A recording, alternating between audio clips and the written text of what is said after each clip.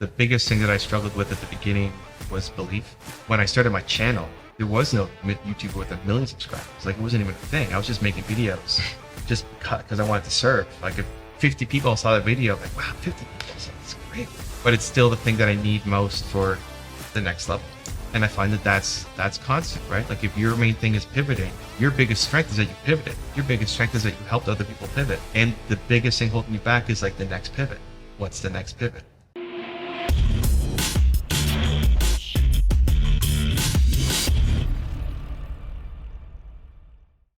What's going on, everybody? Welcome to the show. Today's guest here in a lobby in Austin, a pop-up podcast, is none other than Evan Carmichael, massive YouTuber, entrepreneur, speaker, coach, author. I'm missing a few things, I'm sure, man, but glad to have you here.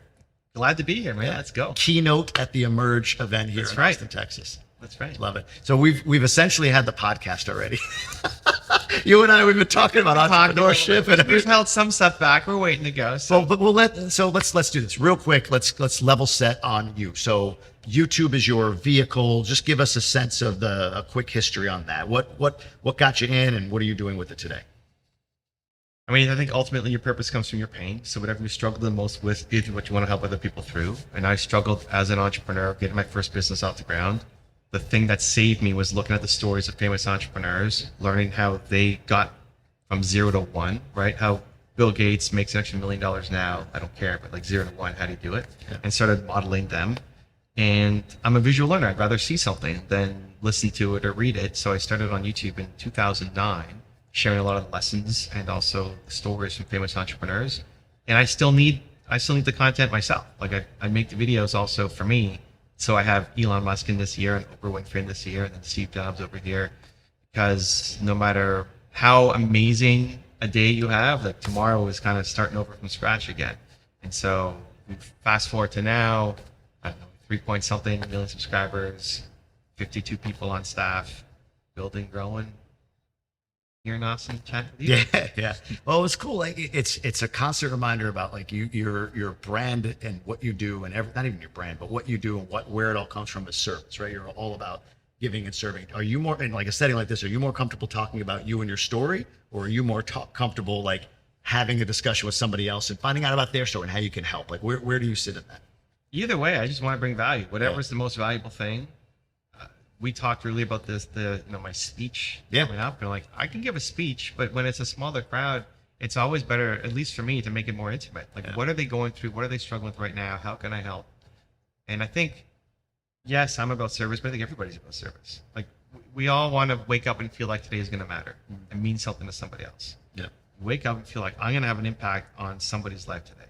And you and I, we want to impact the world. We want to have a big impact. Other people, it might just be one person.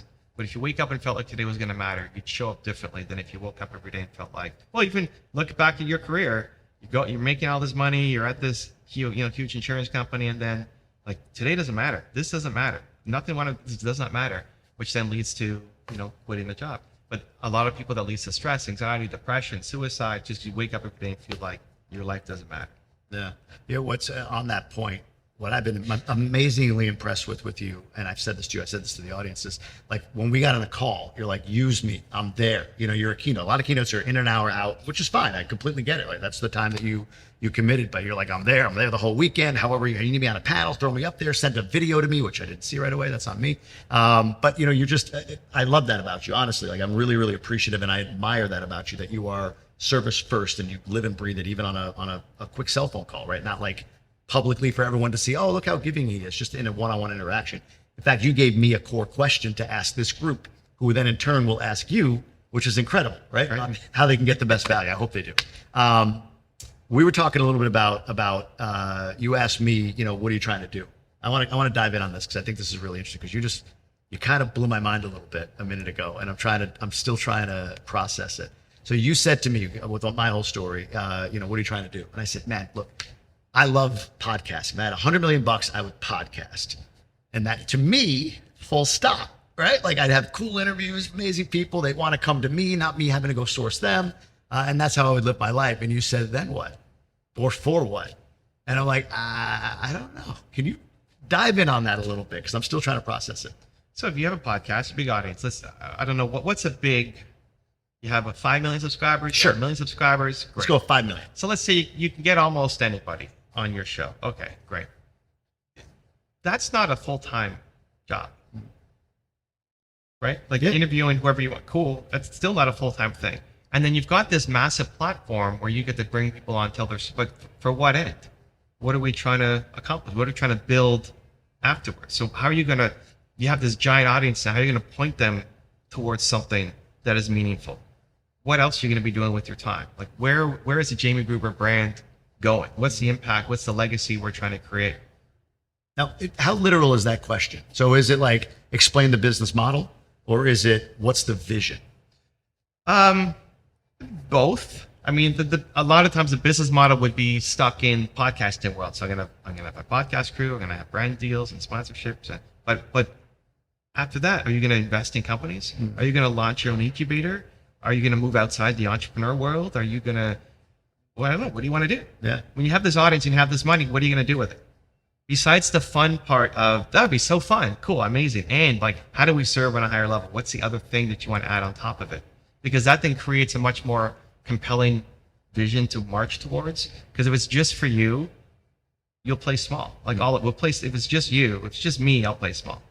But when you can clearly tie it into somebody else, and at that scale, it's like millions of people, it pushes you forward towards that bigger vision. So what is that thing that we're going to create? Like you'll get, if you actually can visualize what that is going to be, you'll get there a lot faster than I just want to be a podcaster like Joe Rogan. Hmm. Okay. Well, when did it, or at this point, you're essentially doing what I want to do. So for you, what is the answer to that? What is it all for you? I want to solve the world's biggest problem. People don't believe in themselves enough. I think everybody has what I call Michael Jordan level genius at something. And they either don't think someone like them can do it, or they've tried something but they quit along the way, right? Whatever problem, cancer. I think the woman who solves cancer should have solved it by now, but she's a manager at an accounting firm or an insurance company or whatever, hating their life, right? And so that's the mission that I'm on. I do YouTube because I think the best way to be able to accomplish that mission right now is content at scale. And the best content at scale is YouTube long form for what I want to do, right? That might change. In 5 years, it might be, maybe we're doing AR, or we're doing VR, or it's the two of us in AI doing some crazy, like who knows, right? I'm not addicted to YouTube. It's really about how do we get more people believing in themselves. And so like, that's the mission that I'm marching down. So why send you that extra video, or why be here for an extra? Because if I can impact the people here a little bit more on mission, then if they believe in themselves a little bit, then that has ripple effects out. Everybody's going home, in a couple of days, and they're going to go have impacts in their community, right? So I want to be like the half of the 1% of their success that then leads to ripple effects out through the planet. I love that. I do too, right? But what do you want to do?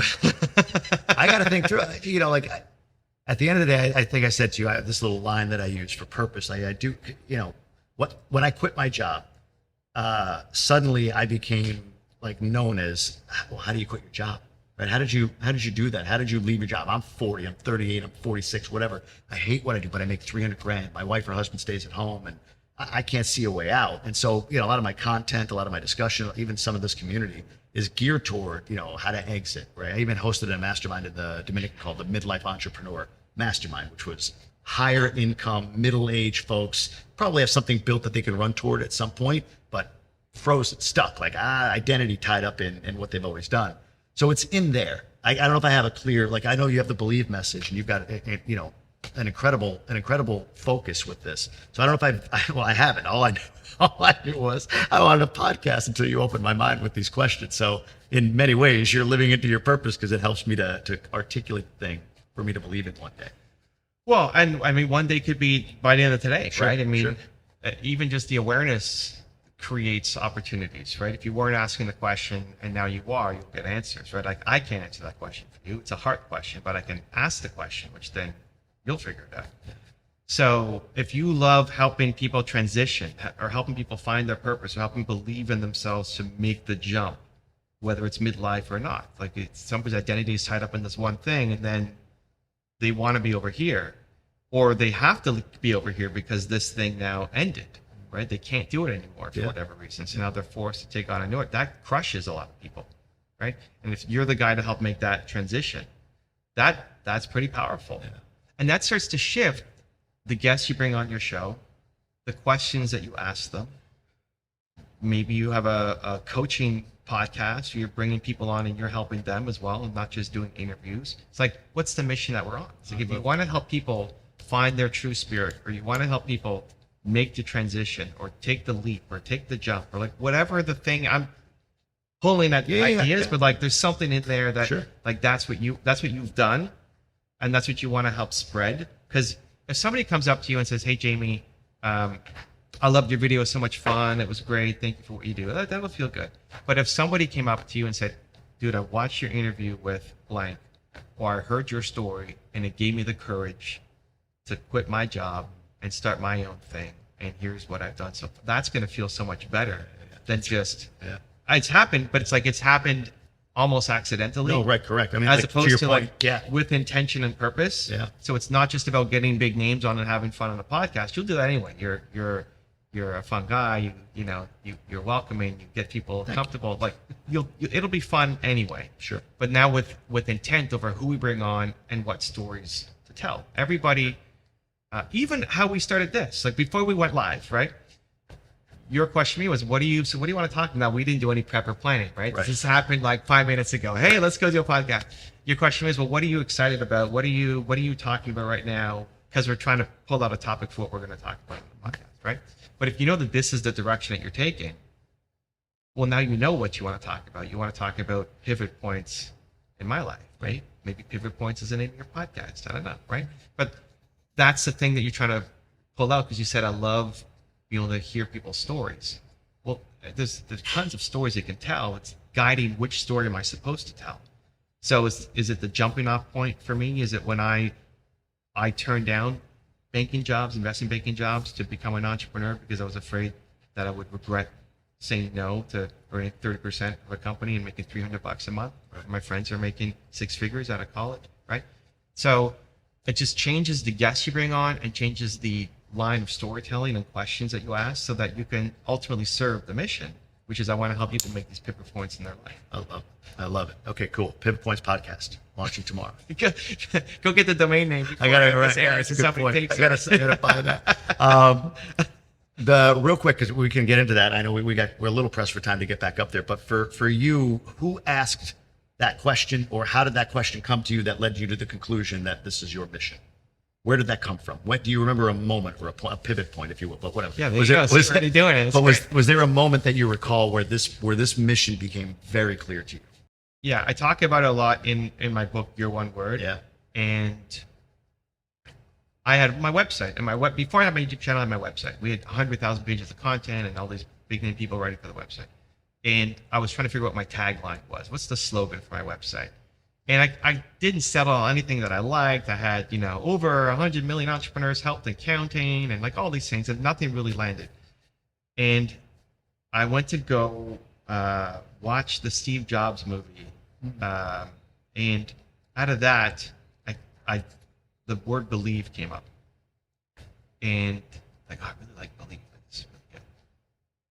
But then I can't be like, that's too broad.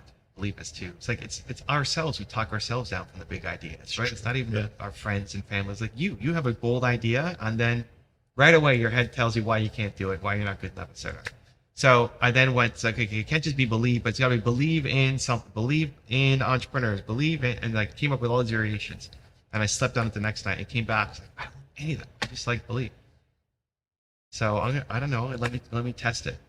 And so I sent a newsletter out to my email list just talking about believe, and ended up being the best newsletter in terms of engagement and clicks. And my sister said, she saw it and she actually liked the newsletter, which is like a compliment and a backhand, that only a sister can give you.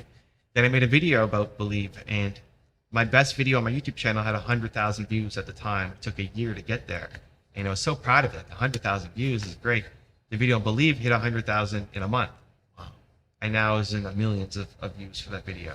And so it's not that believe is the magical thing, it's a magical thing for me. And so I tiptoed into it, and then eventually went all in on just, okay, I'm going to be the believe guy. Yeah. I still need it for myself, and I still need it out. Like every time I learn it, I want to go teach other people as well. So my biggest strength is belief, and my biggest weakness is belief to do the next thing. I love that. Do you ever have moments where you get out of alignment with your mission? Yeah, not in a big way. A lot of micro. Like what? Saying yes to the. It usually would involve saying yes to something that I don't want to disappoint somebody on, but I shouldn't have said yes to. Sure. Right? Do you do anything to try to guard against that? Have you built any systems or anything like that to try to not to, get more no in your life, if you will? Getting more bold and saying no to things. So just making the decision, right? Yeah, it just having been not burned, but more time wasted than anything else. Where I think we get a feeling of whether something is good for you or not, right? Even coming here and saying yes, why this? Like my team is pissed that I'm here because I'm behind. I just came out from Arizona. I'm going to Orlando next. I'm going back to Arizona, and they're like, we have this thing in the middle, and like Evan, we need you on all these things, right? And they're not pissed, but like I'm now not doing stuff for my team because of this, right? But it's fine. It felt right. Talk to you. It was great. Okay, we're gonna spend extra time. It's awesome. Let's do it, right? Even our crew here who's helping set this up, right? I was supposed to do a show with Rami, and he said, well, why don't we come here? I didn't know him, and I didn't really know you. So like, okay, well, but it felt right. So we did it, and this ended up working out great. We got a bonus podcast for you. We do, yeah, right. By the way, talk to Rami. Talk the number 2 Rami, Rami. Thank you, Rami, for setting this whole thing up. Your whole team that's here and everything. But go check out that podcast. He's got incredible guests. Mel Robbins, right? A bunch of amazing guests on that podcast. It's like amazing things can happen when you lean in on the right intuition, and when you ignore the wrong intuition, you end up down paths that just don't fit, right? So even like lunch, for example, here, right? I'm on a weird diet right now that I'm supposed to be on. It's super restrictive. Where in the past it would have felt, okay, I guess I need to eat lunch with everybody because it's like the thing to do, and I don't want to be rude, sure. And I'm Canadian, and I don't want to. It's like, no, I can't eat it. Sorry. So like Nina's off to Whole Foods to buy some stuff for us, right? I can't drink coffee either. So the team is awesome. Went and got me some hot water so I can have some cacao, right? Where in the past I'm like, oh, don't worry about it. No, just have some coffee, right? So it's a bunch of little micro things like that when we stay in the micro for too long, those micro things built to ends up being a macro thing, right? So like you knew you wanted to quit your job at the insurance company years before you actually quit the job, right? Sure. Yeah. You probably loved it at the beginning, opportunities, connections, high flying, great, travel, whatever. But then you start to realize, oh, like this isn't maybe for me anymore. And then it became worse and worse and worse and worse and worse. So then eventually it hits a breaking point. I'm trying to avoid the breaking point. I should have catch this. I still make lots of micro mistakes and micro moments, but you learn from it and hopefully you make the next one better. What do you believe today that maybe you didn't a year or 2 or 5 years ago for you? As far as possibility, what's coming? Yeah, just more in myself. The biggest thing that I struggled with at the beginning was belief, and still now, but I'm a lot more confident, have more self-belief now than I did 5 years ago or 10 years ago or whatever. When I started my channel, there was no YouTuber with 1 million subscribers. Like it wasn't even a thing. I was just making videos just because I wanted to serve. Like if 50 people saw the video, like, wow, 50 people saw this, great, let's go, right? But it's still the thing that I need most for the next level. And I find that that's constant, right? Like if your main thing is pivoting, your biggest strength is that you pivoted. Your biggest strength is that you helped other people pivot. And the biggest thing holding you back is like the next pivot. What's the next pivot? Crazy. On that note, we got to get up into your keynote. Let's go. Where can people follow you, learn more about you? Anything you want to leave people with? Evan Carmichael, wherever you're at, I'm there. Cool. Appreciate you, brother. Thanks for coming. Thanks for having me. Yeah, of course.